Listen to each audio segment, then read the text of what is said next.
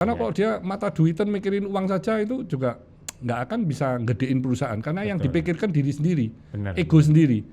Nah, kalau you ngomong owner, entrepreneur, mana ada dia mikirin diri sendiri terus. Dia kadang perusahaan ini kok nggak untung ya. Dia kadang kayak saya ini di Clio ya, selama 14 tahun ya. 1 sen 1 rupiah aja nggak pernah ngambil. Belum ambil gaji dividen, juga nggak ngambil. Gaji belum ambil selama 14 ngambil, tahun ya. Sama sekali.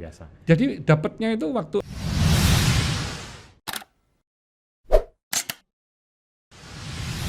betul. Secara usia bisnis Pak, Clio sama Babravi mirip-mirip Pak. Jadi Babravi 2004. 2003. Oh iya. Jadi 20-21 tahun. Oke. Nah, sementara Pak Hermanto di awal-awal mendirikan Clio sempat subsidi dulu di 5 tahun pertama ya Pak ya? Rugi 5 ya? tahun. Nah, itu apa yang membuat semangatnya Pak Hermanto, wah walaupun rugi 5 tahun tapi nggak cut loss deh gitu, tapi justru saya jalan. Dan istri anak-anak ini punya visi menjadi perusahaan air minum nasional yang terbesar di Indonesia. Terbesar di Indonesia. Impiannya kan besar. Iya. Kalau impiannya besar, you harus melalui proses yang luar biasa. Betul. Contoh misalnya, Hendy ingin six pack misalnya, dalam waktu 1 tahun misalnya, bukan 1 pack ya, dalam waktu hanya 1 tahun. Iya. Itu you punya effort yang you mesti lakukan setiap hari. Betul. Luar biasa kan? Betul. You latihannya mungkin nggak cukup 1 jam, mungkin 3-4 jam. Makanannya dijaga. Iya, benar-benar. Kedisiplinannya luar biasa, bisa setiap hari. Iya. Bener nggak? Tapi bisa kan six pack? Iya. Pasti bisa. Tapi butuh waktunya. Karena 1 tahun, you harus keras sekali. Tapi kalau itu you longgarkan jadi 5 tahun. Nah, you mulai ya 3 pack, 4 pack, baru 6 pack nantinya. Jadi you bagi kan. Kan masih lebih longgar. Nah, usaha juga sama. Kalau you punya impiannya gede besar, ya pasti saya melaluinya itu panjang sekali. Sampai sekarang kan 20 tahunan ya. Iya. 20 tahunan kita sudah 3 besar. 3 besar. Kalau dulu waktu saya ambil alih, itu cuma 75 juta per bulan. Omsetnya 75 juta per bulan. Karyawannya 150. Sudah ada 2003 itu. Jadi tiap bulan ngitung rugi. Berarti Pak Hermanto menyelamatkan 100 orang karyawan itu ya Pak?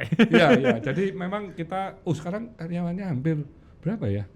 Hampir 10.000 kali. Sudah 10.000 Pak? Iya. Salesnya aja hampir 3.000.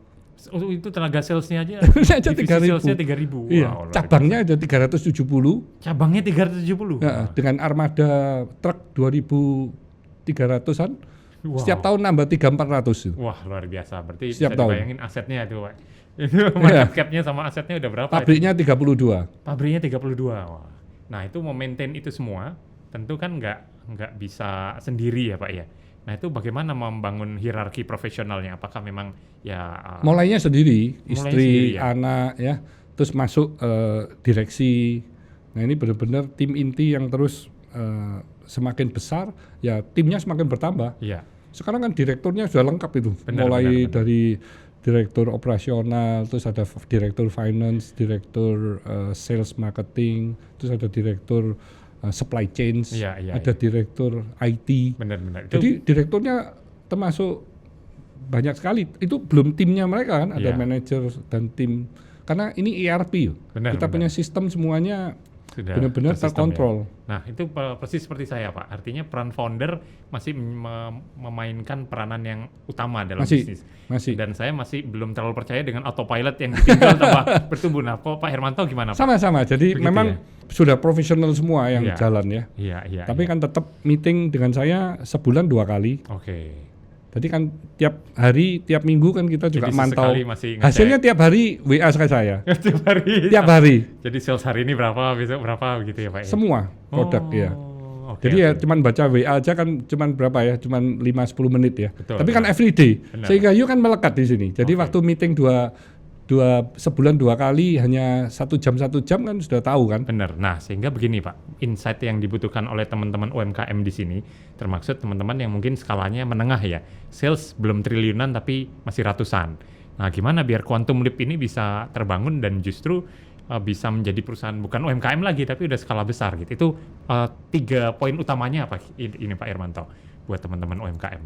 Ya, tentu disesuaikan dengan sales dan pertumbuhan ya. Iya. Jadi kalau tadi you omong mulai UMKM itu kan biasanya di bawah 4,8 M ya. Iya, yang mikronya. Itu kan you mesti sendiri semua lah itu ya. You jangan bingung nyari orang atau nyari profesional. You gak bisa bayar lah.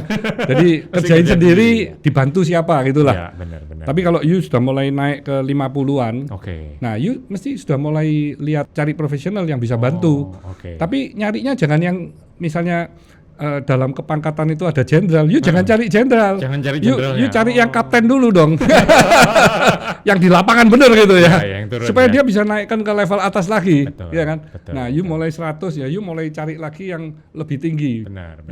Mungkin sudah harus let call atau apa. Iya. Begitu you tinggian lagi, you cari jenderal.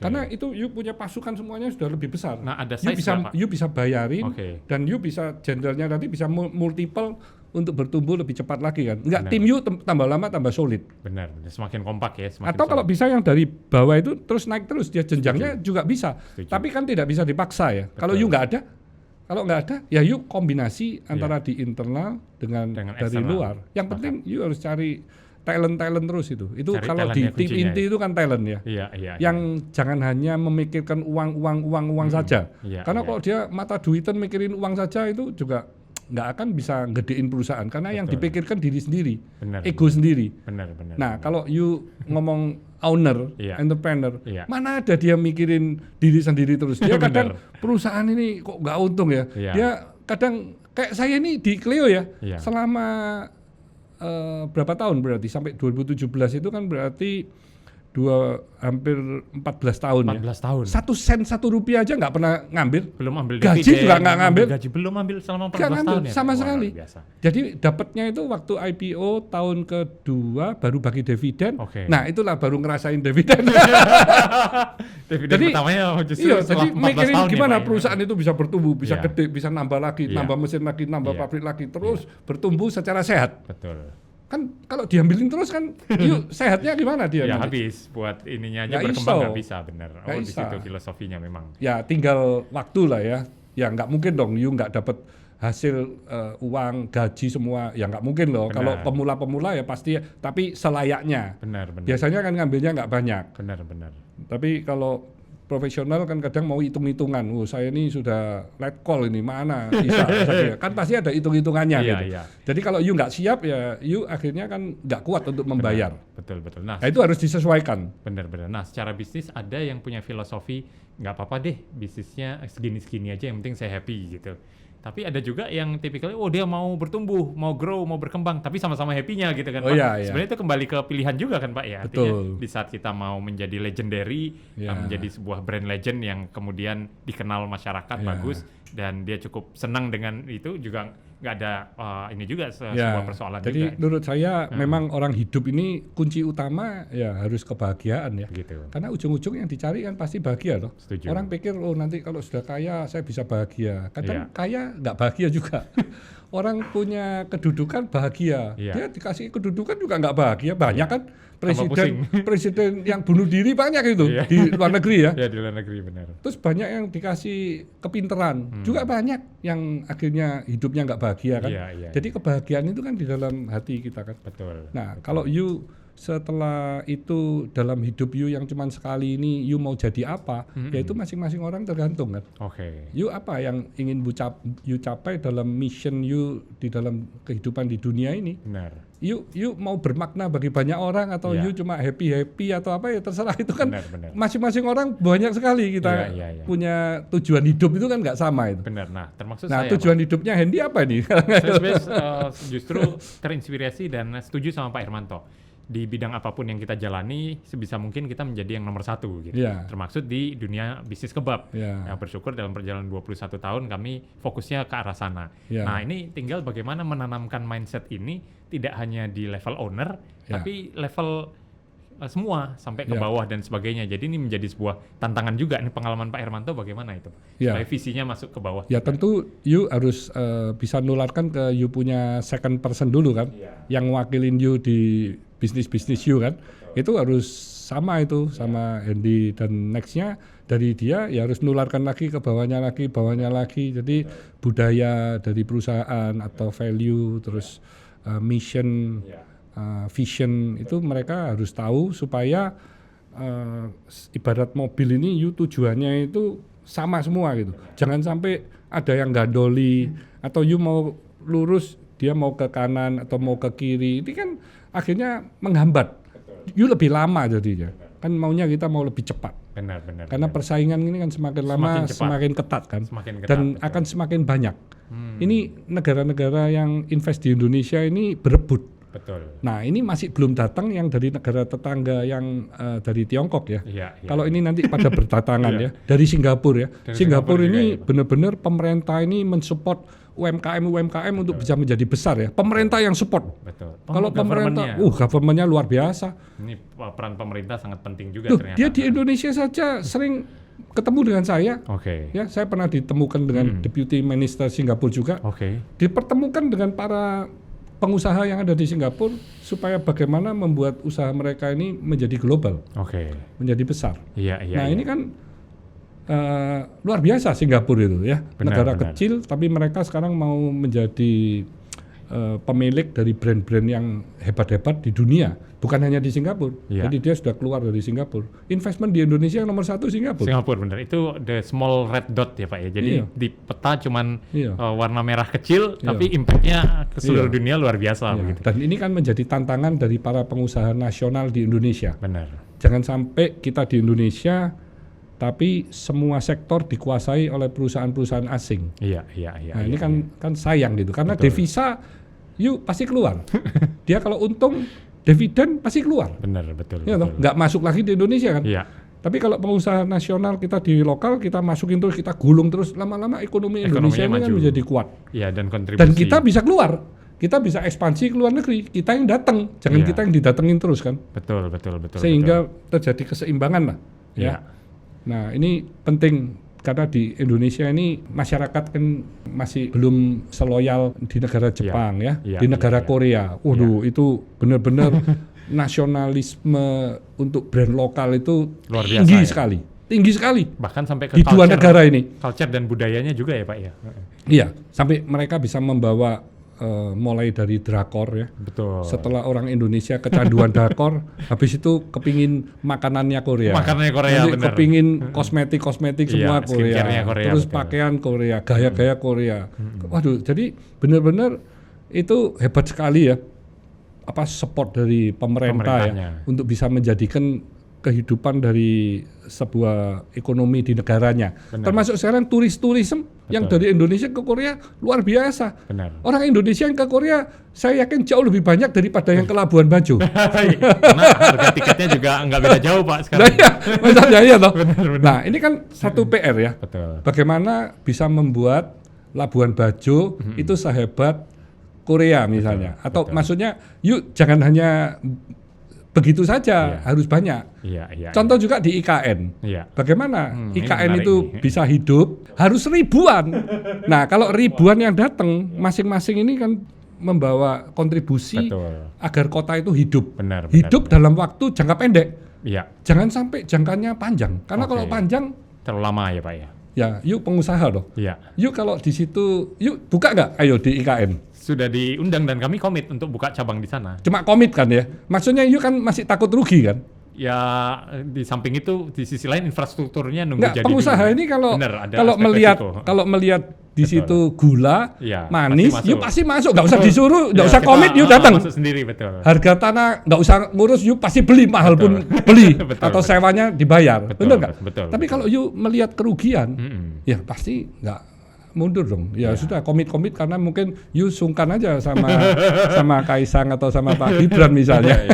Yang lain kebanyakan begitu ya. Maksudnya kan harus tujuannya hidup kan kotanya itu. Betul. Bagaimana membuat sebuah university yang hebat di sana sehingga semua anak di Jawa ini mau nyekolahkannya di sana. Gak nyekolahkan di Australia atau di Amerika atau di negara Tiongkok atau di mana. Misalkan nih ya, university banyak di Indonesia.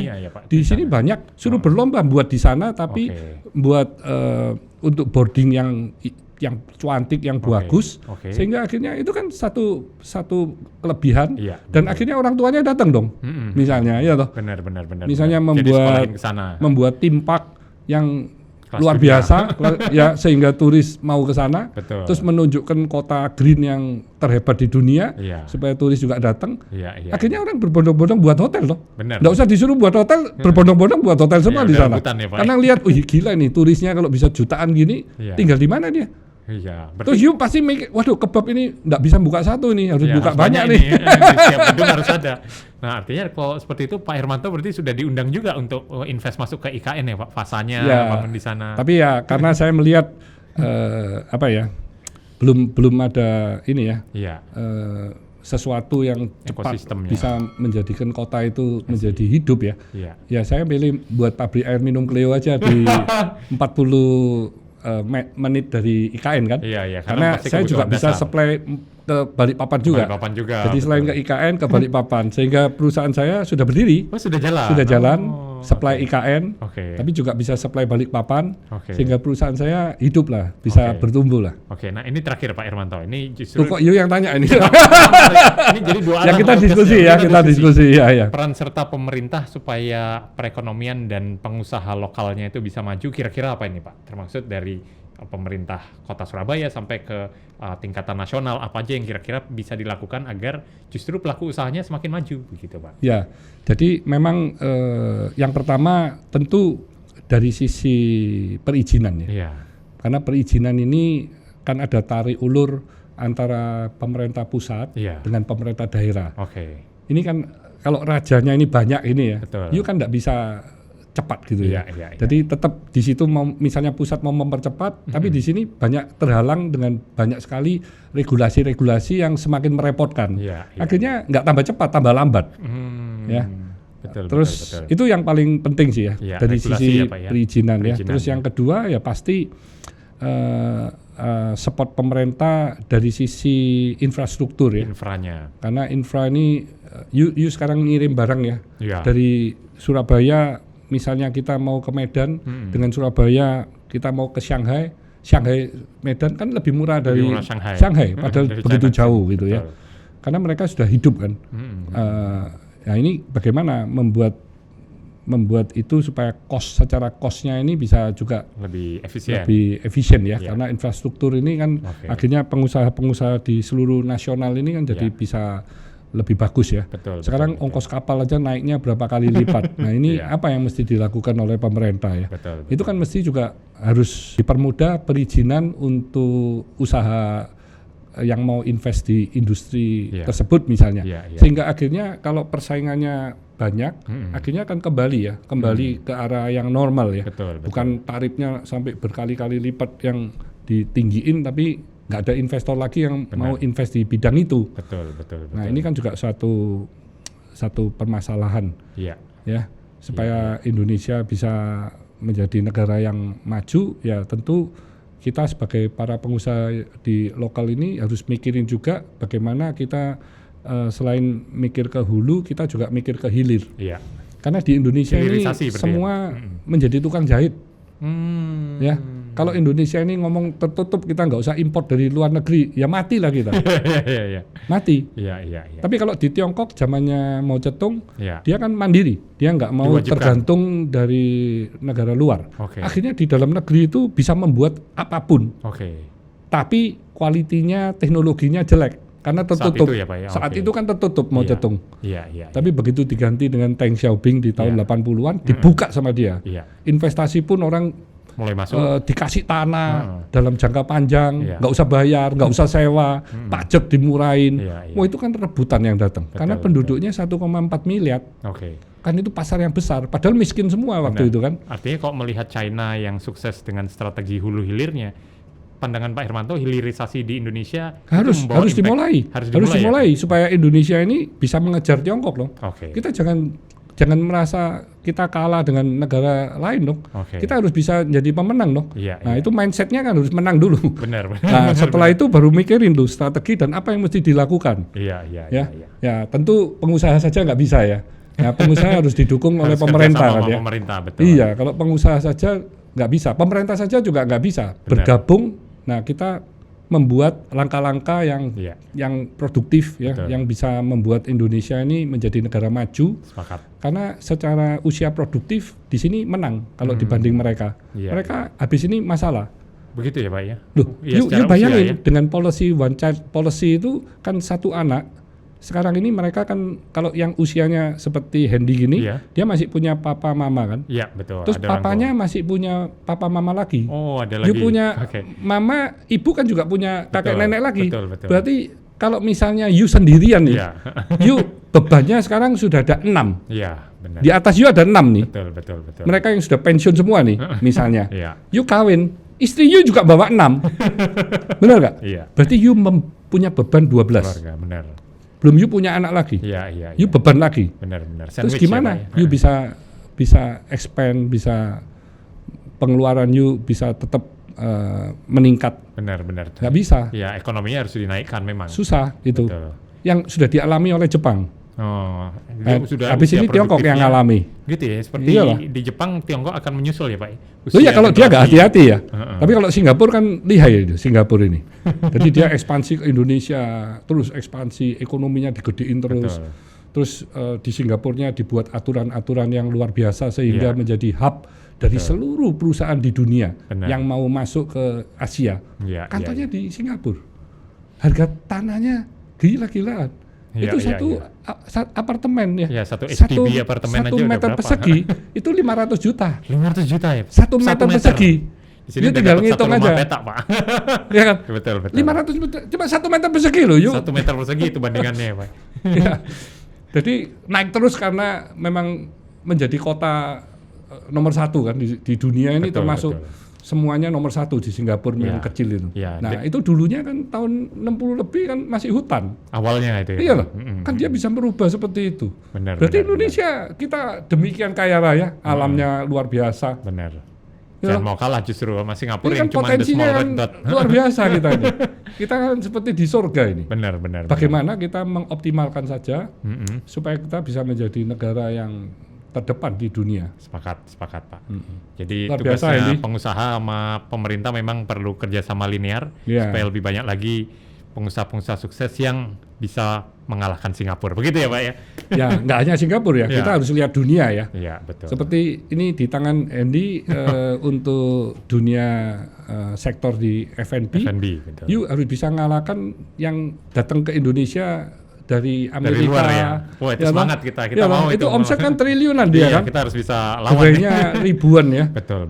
Dan salesnya begitu luar biasa ya. Betul. Kita harus bisa nyamain. Bukan nyamain saja, harus melebihi. Bahkan melebihi. Punya nilai-nilai lebih. Wah. Sehingga pada akhirnya ya orang Indonesia kan juga bisa cinta kepada produk-produk Indonesia. Kalau produk itu benar-benar berkualitas, punya nilai-nilai lebih, ya pasti dia milihnya produk sendirilah. Iya. Secara jangka panjang ya, tapi harus dibuktikan dengan apa yang mesti kita lakukan. Sepakat. Jadi memang brand Indonesia jangan mau kalah sama brand luar, dan di samping itu membangun kan mimpi. Dari home industry, saya bisa jadi nomor 1 di Indonesia. Boleh perusahaan tahu lokal. Itu kalau dari awal sampai sekarang multiplier X-nya pertumbuhannya berapa kali? Jadi saya gabung di Avian tahun 82. 82 ya. Saya gabungnya ya. Iya, sampai IPO 2021. Iya. Itu kenaikannya 100.000 kali lipat. 100.000 kali lipat. Iya. Kenaikannya Avian dari awal. Karena perusahaan awal nomor kalau paling buncit, paling belakang, sekarang jadi nomor 1 kan. Iya, awalnya paling belakang sekarang jadi Clio nomor 1. kan juga merek nasional. Ya udah 3 besar, luar biasa. Iya, jadi luar biasa ini. Asalnya kan mungkin juga nomor 1000 itu. Awalnya dulu. Iya loh, 75 juta per bulan. Cuma 75 sebulan kan mungkin nomor 1000 kan. Dalam 20 tahunan bisa nomor 3 dan luar ini biasa. Masih terus menuju bagaimana menjadi yang terdepan terbesar. Iya, luar biasa. Jadi masih punya banyak sekali effort strategi yang mesti dijalankan. Iya. Dan kalau sudah begitu kita akan jadi perusahaan global. Jadi global mindset. Wah, ini saya terima kasih nih justru Pak Hermanto. Ya, sama-sama ya. Ini mungkin Hendy bisa kasih share ini yang ingin berbisnis F&B ya, terutama ya untuk para UMKM. Ya. Mungkin kasih nasihat apa yang mesti mereka persiapkan ya. Iya. Karena ini seperti jamur kan ya. Betul. Yang tumbuhnya kadang banyak, terus nanti yang mati juga banyak, nanti tumbuh lagi. Nah ini kan apa yang mesti diperhatikan? Benar. Jadi ya teman-teman UMKM, teman-teman F&B memang banyak sekali pemain yang come and go. Jadi masuk kemudian nggak ada lagi, nggak muncul di peredaran dan sebagainya. Saya melihat kuncinya memang satu, memiliki mimpi. Jadi prinsip itu sebagai salah satu nilai dasar yang harus dimiliki, dan konsistensi untuk pantang menyerah, terutama generasi muda kita. Karena ya banyak sekali anak-anak muda yang pada saat mereka mulai berbisnis ikut-ikutan. Jadi wah keren ya, punya kafe keren, punya coffee shop keren dan sebagainya. Begitu mereka mengalami sedikit tantangan dalam perjalanan hidupnya, lalu kemudian sudah menyerah begitu saja gitu kan, dan kurang istilahnya daya juang untuk mempertahankan bisnisnya. Ini yang saya pikir ya kita sebagai pelaku UMKM tentu tidak mudah menjalani bisnis, semua pasti ada tantangan juga yang dihadapi, tapi dengan kita terus bersemangat mencoba untuk memberikan effort terbaik kita, ide-ide kita, kreativitas kita, nilai tambahnya diberikan, maka itu bisa membuat bisnisnya sustain dan bahkan terus bertumbuh. Jadi membersamai perjalanan Cleo, Babravi yang 20 tahun lebih, saya yakin banyak di luar sana potensi bisnis lain yang dia bisa bertumbuh juga, berkembang juga, bahkan multi dekade gitu, tidak hanya dalam waktu singkat, tapi bisa 10 tahun, 20 tahun dan seterusnya. Dan tidak menutup kemungkinan begitu fundamental bisnisnya sudah bagus, memiliki mindset untuk bertumbuh lagi, memberi impact lebih besar lagi, memulai langkah pertamanya untuk listing sebagai perusahaan IPO. Mantap. Gitu. Mantap Edi. Siap Pak Irwanto. Demikian Sobat Sukses. Jadi semoga bermanfaat dari sharing-sharing kita berdua ya. Jadi yang ingin mempunyai bisnis terutama kuliner harus punya impian ya. Nah, karena dengan punya impian itu tadi, you tidak akan gampang menyerah. Bagaimana bisa menjadikan bisnis itu bertumbuh dengan sehat, meski harus melalui proses ya, nggak ada yang instan. Dan setelah bisa besar, bisa jadi raja di negara sendiri, ini kebab kan sudah jadi raja ini ya. Amin. Ini kan bisa membanggakan kita semua. Terus nanti the next journey mau ke arah IPO agar perusahaan itu bisa terus bertumbuh lebih lanjut menjadi perusahaan multinasional yang bisa mendunia. Amin. Luar biasa. Amin. Oke, terima kasih. Terima kasih Pak Irwanto. Sukses selalu, sehat-sehat selalu. Oke. Thank you. Stay humble, stay positive, stay on fire.